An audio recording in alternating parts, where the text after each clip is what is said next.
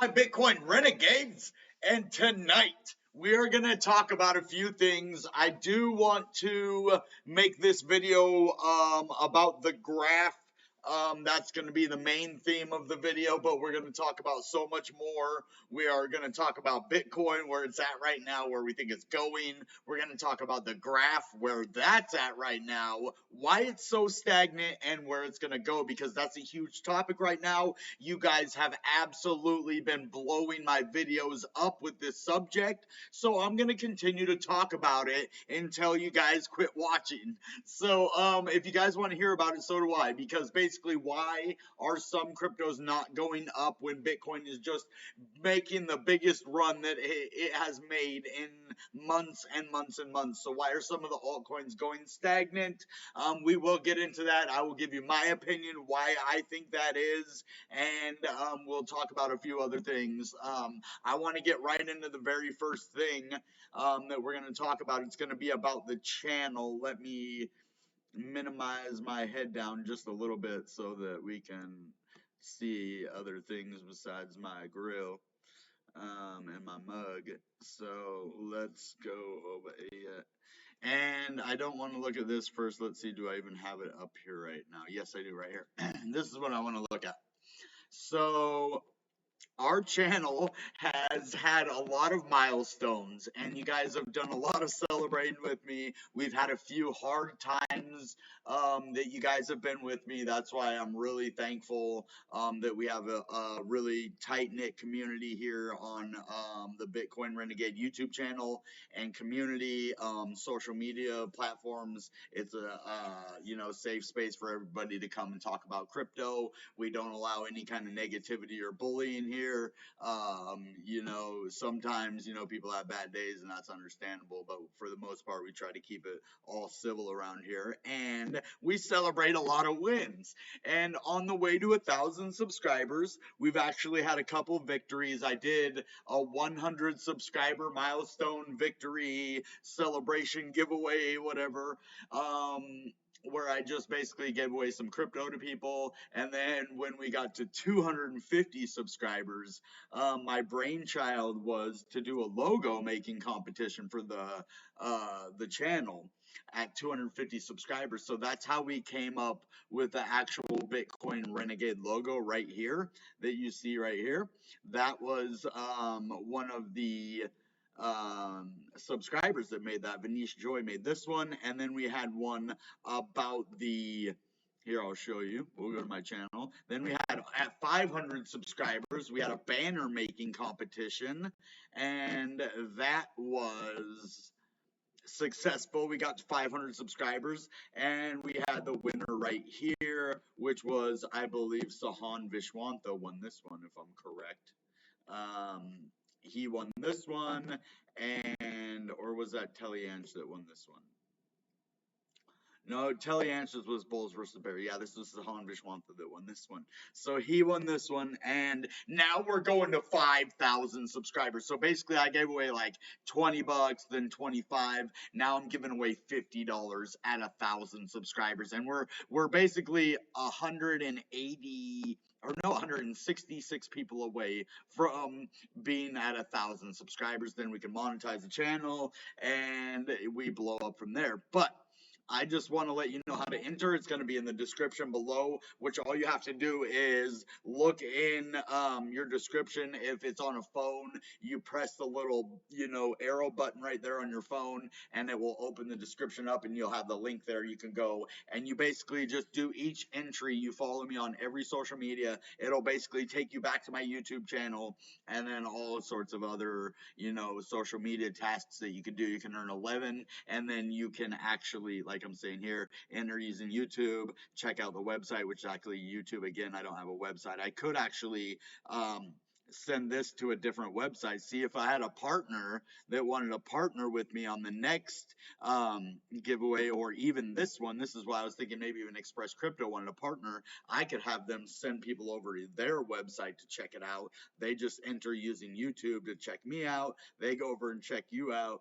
Boom, we win-win. So I definitely want to partner with somebody. I'm growing. I'm projected on Social Blade to at least hit 10,000 subscribers. So it says 4 years, but I will hit 10,000 subscribers within a year. That's my goal.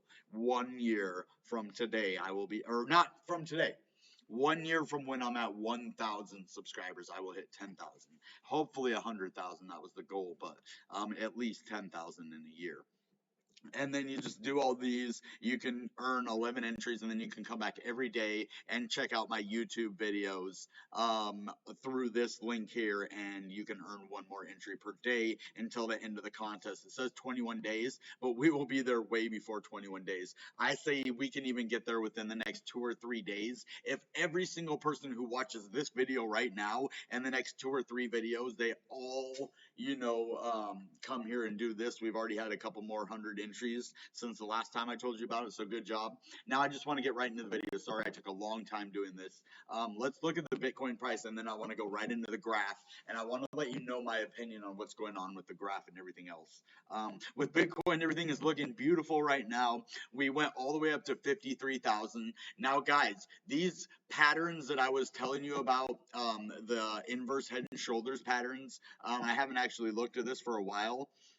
Because I was just happy the price was up and I was more focused on the graph and stuff, so I haven't actually looked at these for a while. But look at this big inverse head and shoulders that I told you about. See the neckline right here? We broke this neckline, and now we moved all the way up, like I said, to this point right here, which was well, $55,000, 500. $55,000. So we got that right. We projected it exactly correctly.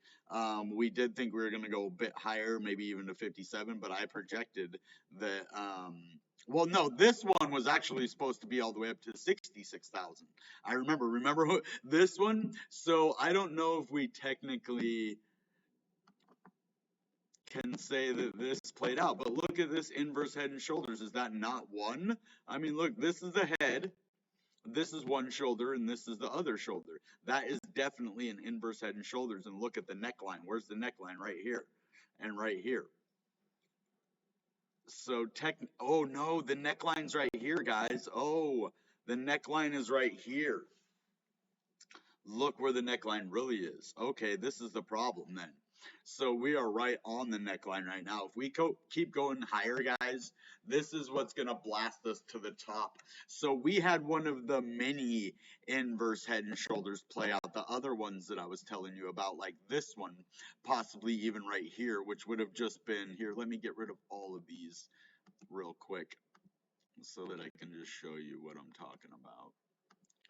Get rid of all of these, all of this. Even these, let's get rid of these too real quick. They're just all in the way. That's all. Volume can stay. But I want to show you this because, yeah, one of these that I told you about, and this is why I was telling you we're going to go back up. With Bitcoin, I told you we are going to head in the 50,000s again. I just thought the graph and other crypto was going to follow with it. All of this that I was telling you with inverse head and shoulders, it all played out. The only one that didn't play out is because I had the neckline wrong. The neckline is actually way up here from this top to this top now. So you could even say that the neckline is, well, no, because it has to touch right there too. So yeah, the neckline is right here. And we're technically just above the neckline right now. And if we really break above this, that's not a breakout yet. That's almost a breakout. But if this goes much higher, we are going to go all the way. Let's see where this would go, and then I'm going to show you the smaller one that actually did break out, which isn't as important because it already did break out. So you could say, let's see, where was the bottomest point of this? Right here, right? Yeah. So you could say this is the neck, or the head, I mean, not the neck. This is the neck. No, this is the head. This is a shoulder. And this is a shoulder. Or, technically, I don't think that's what you would do. I think you would say this is the head. You could even say this is the shoulder. And this is the shoulder. See that? That's an inverse head and shoulders right here, which would actually bring the neckline. Oops. Which would actually bring the neckline from here let's see, like this. Yeah, that's where that neckline would be. And we already broke above that neckline. So, and it actually could even say it was down here, and we broke above that. So, yeah, that's what I think this was. Once we broke above this point right here, even, yeah, I could even say it was right here, guys. Yeah, because it's the smaller part. It didn't have the bigger part is for this one. The smaller part, that's actually right here. This is the inverse head and shoulders that played out, and it broke out right here, all the way up here, and that the price projection would be this from the bottom of this to the top of the neck. And then let's take it up and put it right where it is. See that? Exactly. So that did play out right here. This inverse head and shoulders played out. We have another one that can play out, which is the biggest inverse head and shoulders I've ever seen, which is this one, which is the head. This one, which is the shoulder, the big shoulder though, not this small, but the whole shoulder from here to all the way over here.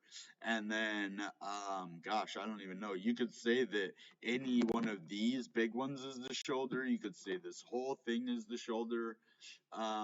They would be different. I'm saying that this is the shoulder down here, but I don't even know if this could be just one big shoulder right here, this part, with the same as over here. So if that would be the case, then it would be like this from this neckline all the way over to this neckline, which would be like this right there. And that would say we already broke out of that though, and we would be going much higher. So I don't think that is the shoulder. We have already broke out of that and we're not above it. I think the one right here is the correct one because look at the angle, look at everything. It just looks right. You have a head, you have a shoulder over here, which is not, too way far up here, which this could play out too, or one of these could be the shoulder, or even up here. So if this whole thing was the shoulder, or actually we could even start from, we could even start from right up here and say that this was the shoulder and then going up. So we would still be above it there too. Now, I'm sure there would be a way to, no, because you have to have this part right here. This part has to be part of it. So I'm really thinking it's going to be from this bottom one, because this neckline makes the most sense on where we're at right now to where we could go, because it hasn't broke out on this one yet. It's basically right there. So I think this is the one that there's a bunch of inverse head and shoulders right here, guys, a bunch of them that any one of them could play out because there's a bunch of heads. You could have, say, this middle one's a head and this is a shoulder, this one's a head and this one's a shoulder, this whole thing's a head and this whole thing's a shoulder, this whole thing's a head and this whole thing's a shoulder and that's the shoulder. I mean, there's just so many possibilities, and we broke the neckline on a few of them. So that's why we had so much, everything was saying we were going to go higher. Look at all the inverse head and shoulders. It was like almost impossible that we couldn't. So I want to hurry up, guys. I don't want to make these huge, long videos. I want to go, and I do want to talk about the graph next. So let's, dang it, I didn't want to have to go into coin market cap, but I guess I'm going to have to.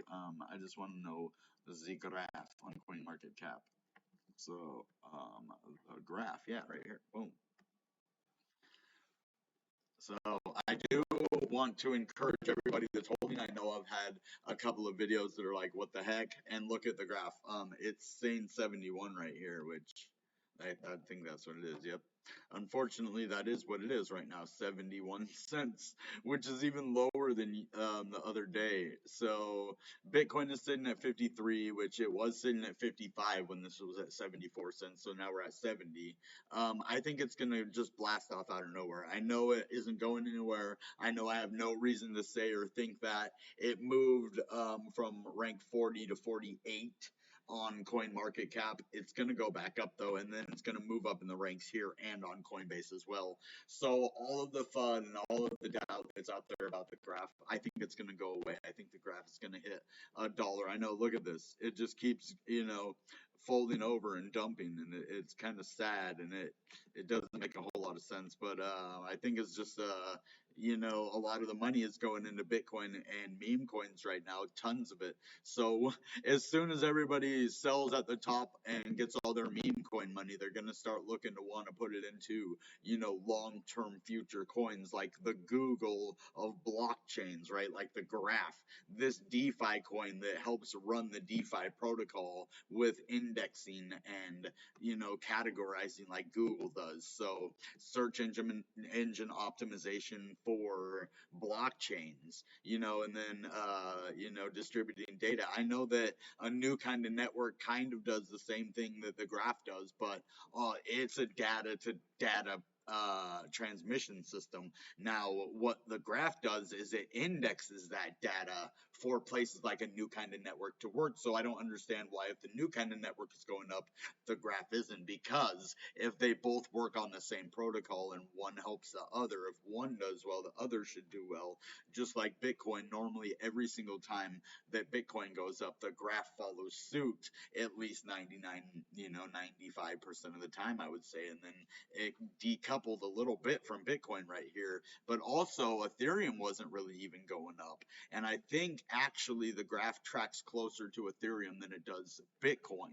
And I think that is the issue. We're actually down 1.26 on Ethereum, but we're up against Bitcoin from what we were 24 hours ago. That's basically what that's saying. 24 hours ago, we were 1.9% lower than we are right now compared to Bitcoin.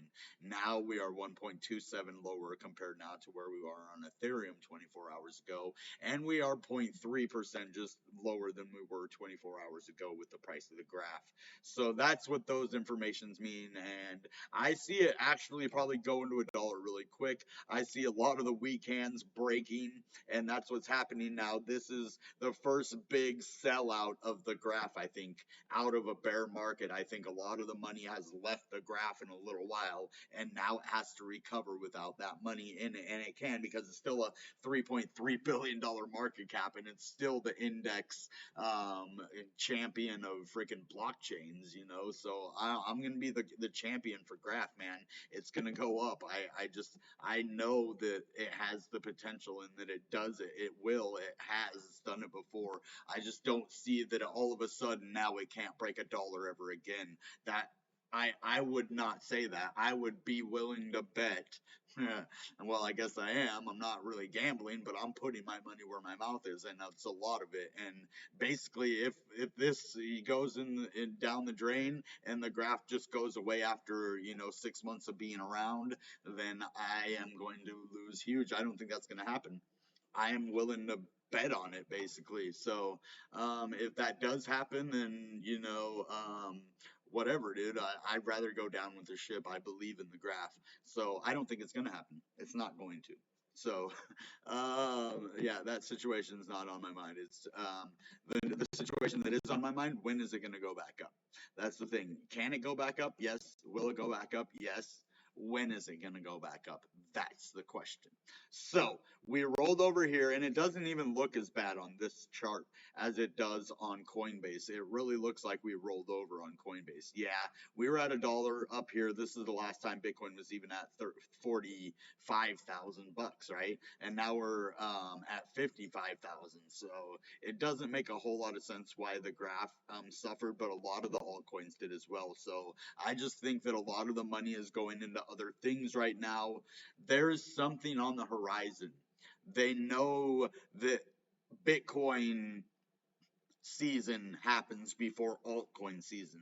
And what I think is happening is all the money that people had in the altcoins and that were riding up and down and making money in altcoins during this first part of the bear market, I think they all took that money out of altcoins and they put it all in Bitcoin right now, guys. I really think that's the issue. Is what happened is all the money came out of altcoins to go into Bitcoin for a minute, and when Bitcoin, we're going to start to see new all-time highs or even 55,000, they might have sold out some right now, and it might start already going back into altcoins, and we'll start to see that in the next few, days or weeks or whatever. But for right now, I think all the money that was in these coins, and why billions of dollars you see leaving from every coin, but the total market cap in crypto hasn't gone down a whole lot, and it actually is going up. That's because the money is not leaving crypto. It is going from altcoins to stable coins, and then when they get ready from the stable coins to buy the Bitcoin at the prices that they want, or FOMO into Bitcoin, that is where you have all the money right now going into these stable coins waiting to buy Bitcoin, and then the money's in Bitcoin. And then as soon as Bitcoin goes to its higher, whatever price these guys want to sell their Bitcoin at, the money will start going back out to stable coins, and then they will start looking to well, they might not even go into stable coins. They might just either trade Bitcoin straight for the altcoins. They might, sell their Bitcoin profit to cash and then buy altcoins, or maybe they will go back to stable coins to buy the altcoins. But that's what I think is happening here. I think it's a transition from altcoin to stablecoin to Bitcoin back to stablecoin back to altcoins. And I think that's all that's happening. I don't think that it's some big, altcoin ending scenario. You know what I mean? It's not the end for altcoins. This isn't the end of the bull market for altcoins. And Bitcoin's the proof of that. If Bitcoin was going down and altcoins were going down and having big issues, then I would definitely speculate what is really going on. Okay, are we going into a bear market? But right now, we are definitely in a Bitcoin bull market 100%. There's no doubt in my mind. So coins like this, going down to 71, yeah, that's low, but it's not 61. It's not 49.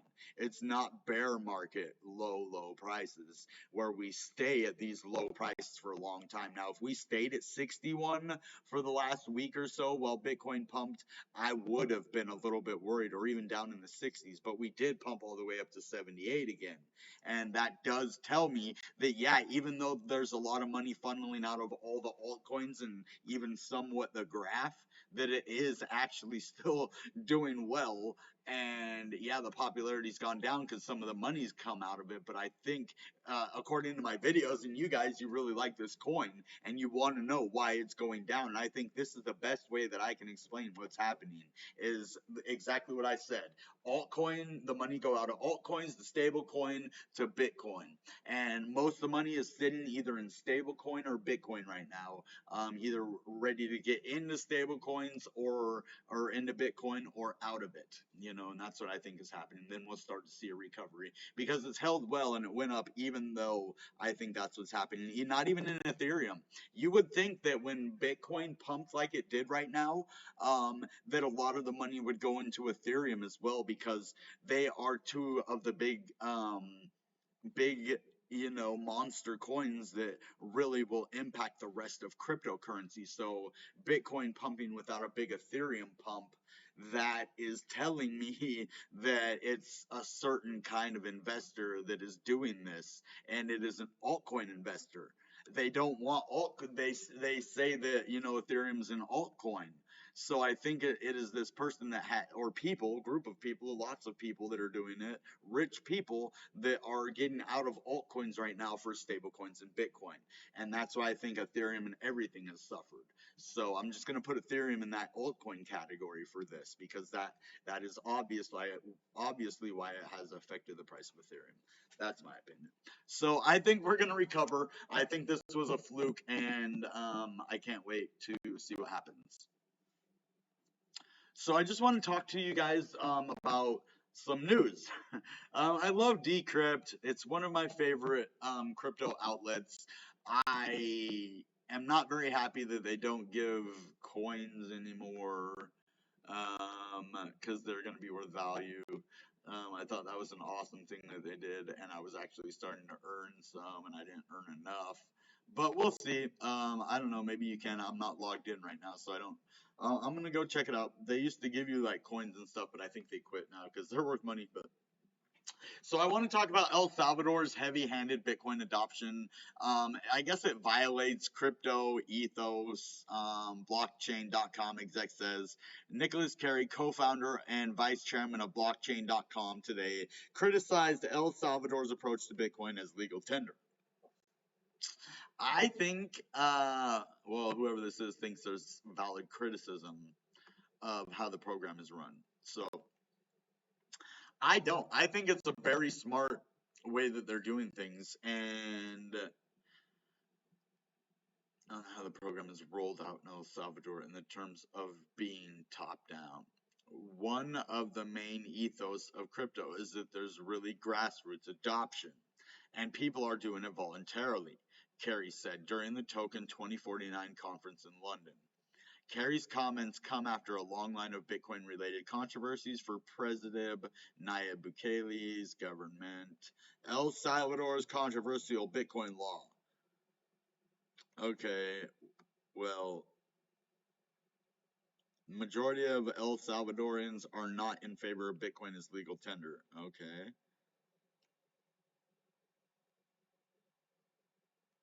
Cheering this one, actually sat down and read the law and regulation. It is completely opposite to everything they preach. One local business person in El Salvador recently told Decrypt. So is it really not what they're saying? I think this is a lot of FUD. El Salvadorian model is blazing a trail here. I expect, yeah, they will. And yeah, of course, some people aren't going to like it because they don't understand it. Tonga is the highest remittance dependent country on earth. Okay. And this will help remittances so much. I mean, especially with the Lightning Network with Bitcoin is so cheap, remittances will go down so much. And if you guys don't know what remittances are, they're people that like say a man has a family back in a third world country or one of, like not even a third world country, but or even like Tonga or El Salvador, one of these places, right? And so they go to America or somewhere else to work and make money to send back, and that's a remittance. The money that they send back home, to help their relatives or family members are called remittances, and they actually are like tax deductible. There's a lot of good things about them, but they're really expensive in the financial system that we have, right? And so that's where Bitcoin is going to help poor people send money back to other poor people that they left their family so that they could make money so their family could eat and survive instead of, whatever, go without. And I think that Bitcoin Lightning Network solves that problem. And if a lot of these countries, especially with high remittance fees, or not fees, but high remittance, sent from their country, that they should definitely, get special privileges when it comes to Bitcoin, and maybe not privileges, but maybe like, give them extra Bitcoin for using it, make it cheaper if it's a remittance, like do some kind of, program for people that are doing that. I think that would help the Bitcoin adoption as well, and it would help save these poor people money. And so if you have like $200 and it costs $50 to send that $200 back home, right? Your family only gets 150 bucks. Well, with Bitcoin, it's only going to be like a $3 fee to send that. So instead of a $50 fee and your family only getting 150 out of the $200, they're now getting 197 out of that $200, and that's 47 more dollars that they have, which is almost a third or a fourth of the money. I mean, it's almost a quarter of the money that they would have lost just from trying to send money back home. And imagine how much further that goes now. So that is a positive thing for it. I'm glad they're talking about that. Tonga, there's all these countries that have high remittance fees, and not only fees, but also a lot of people that do that as well. And so Tonga is one of them.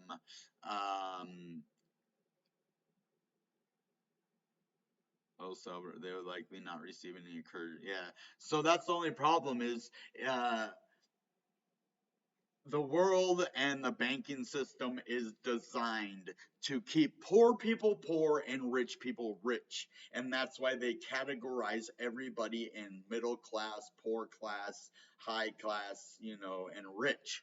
Well, whatever. They have categories for people, and they want to keep those people in those categories, to have a structure, because without the poor, there's not the rich. And they need to establish, we need poor people to keep rich people, because if there was no more poor people, there would be no more rich people. That's the thing, and they know that. And so what they want to do is they want poor people to stay poor. And so a lot of these big world organizations that could help people massively and save them, like I said, $47 or a quarter of their whole money, in fees, just to send money back home. It's just, this is a good thing. And anything else we see you want to talk about? I wish this was, live right now. I love talking with, the audience and the subscribers, and just tomorrow night, though, we are going to have our live stream. Glad, I guess I mentioned that, because tomorrow's our live stream, 8 p.m. Pacific Standard Time. We are going to go live, and I'm going to have some up to date stuff. I'll probably be talking about the graph. Hopefully, it's sitting about 80 cents by then. We'll talk about Bitcoin. We'll have some more news. I might give away some crypto. We might talk about some stuff, and just have a good time. So, I guess analysts are bullish on Bitcoin as trading volume rises. Bitcoin produces positive returns in the fourth quarter, underpinning bullish price estimates. And this is what I told you guys even back in before summertime. I was telling you exactly when Bitcoin was going to go to its all-time high. And I told you it was going to be somewhere between November and December. And you can go back and check my videos if you want. That's what I said. And that's what I've always said. And that's what I'm still going to say, because that's what the cyclical nature of the coin tells me in the research that I've done. But also, it can trick you out sometimes too, and it can change what it's doing. But for everything that I've learned, November, December is going to be the biggest time ever for Bitcoin. Latest prices, we're at 53,000 for Bitcoin, 3,600 for Ethereum. S&P 500 is up almost 1%, so not looking bad there. Gold is down because money's coming out of gold and into cryptocurrency, like Ethereum, and it's actually going into things like Bitcoin and other cryptocurrencies. So, yeah, there's good things going on in the crypto world. There's good things going on in the world of crypto. So let's just keep our eyes on that. Let's keep focused. Let's not worry ourselves. Let's encourage one another. Let's just have fun with this, guys. Um, we don't always get opportunities like this in our lives. I know if crypto was around in my teens and 20s, my life would be completely different right now. I guarantee, if I was a teenager right now, like turning 17 or 18, and I just found out about crypto and I could have earned it the way that I do and everything, my life would have been I would have been a millionaire for sure. But who knows if that would have been a good thing or not, right? I don't really care about money like that. Do I want to be a millionaire? I don't know, because if it brings me away from God, absolutely not. I know I'd say absolutely not. But if I can use it to help people and to change my life, and more importantly, help change other people's lives more than I can now, then I would have to say absolutely yes, because um, money doesn't mean the same to me that it does to a lot of people. So I think that I could have that kind of money and not have it, pierce my heart to where it would make me greedy or fall in love with money, but I can say that, but I don't know the effect because I've never been a millionaire before. So I can not say, yes, I could be a successful millionaire, because what does Jesus say? Or what does the Bible say? It says it's harder for a camel to enter the eye of a needle than it is for a rich man to enter into the kingdom of heaven. So, Now, I don't want to be rich, maybe just wealthy, right? Right under rich. I don't want to be rich, just enough to, have enough to give away and have enough to live a comfortable lifestyle and have my own place. And, there's a lot of things that I want in this world, and not a lot of them are Lamborghinis and, mansions and stuff. I just want a place that's mine and, my own stuff, right? That's what everybody wants. That's the good old American dream, right? Just a house with a fence and a yard and a family, right? So that's all that I want in this world, and I want to be able to help people. So, all right, guys, that being said, you know what time it is. Goodbye and good Bitcoin.